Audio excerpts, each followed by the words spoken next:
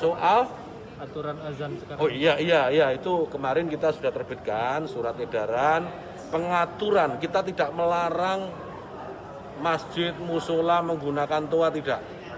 Silahkan, karena kita tahu itu bagian dari syiar agama Islam, ya.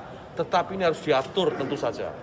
Diatur bagaimana volume speakernya gitu, toanya itu nggak boleh kenceng-kenceng, 100 desibel maksimal. Diatur bagaimana kapan mereka bisa mulai menggunakan speaker itu sebelum adzan dan setelah adzan, bagaimana menggunakan speaker di dalam dan seterusnya. Tidak ada pelarangan. Ini aturan ini dibuat semata-mata hanya untuk membuat masyarakat kita semakin harmonis, meningkatkan manfaat dan mengurangi mafsadat. Jadi menambah manfaat dan mengurangi ketidakmanfaatan.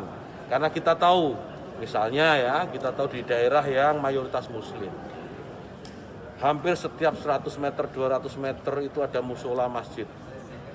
Ya, bayangkan kalau kemudian dalam waktu yang bersamaan mereka semua menyalakan toanya di atas, kayak apa? Itu bukan lagi syiar, tapi menjadi gangguan buat sekitarnya. Kita bayangkan lagi, kita ini muslim, saya hidup di lingkungan non-muslim. Ya, kemudian rumah ibadah saudara-saudara kita non-muslim itu bunyikan toa sehari 5 kali dengan kenceng-kenceng. Rumah ibadah saudara-saudara kita non-muslim itu bunyikan toa sehari 5 kali dengan kenceng-kenceng secara bersamaan. Itu rasanya bagaimana? Yang paling sederhana lagi, tetangga kita ini kalau kita hidup dalam satu komplek itu misalnya, kiri kanan depan belakang pelihara anjing semua. Misalnya menggonggong dalam waktu yang bersamaan, kita ini terganggu enggak? Artinya apa? Bahwa suara-suara ini, apapun suara itu ya, ini harus kita atur supaya tidak menjadi gangguan. Ya, speaker di musola, masjid, monggo dipakai, silahkan dipakai. Tetapi tolong diatur agar tidak ada yang merasa terganggu. Agar niat menggunakan toa, menggunakan speaker sebagai sarana, sebagai wasilah untuk syiar, melakukan syiar tetap bisa dilaksanakan tanpa harus mengganggu mereka yang mungkin tidak sama dengan keyakinan kita.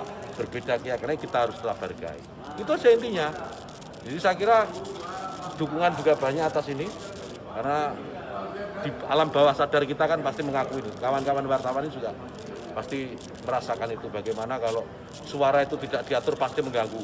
Truk itu kalau banyak di sekitar kita diam di satu tempat, kemudian misalnya ada truk kiri kanan kita, depan belakang kita, mereka nyalakan mesin sama-sama, kita pasti terganggu. Suara-suara yang tidak diatur itu pasti akan menjadi gangguan.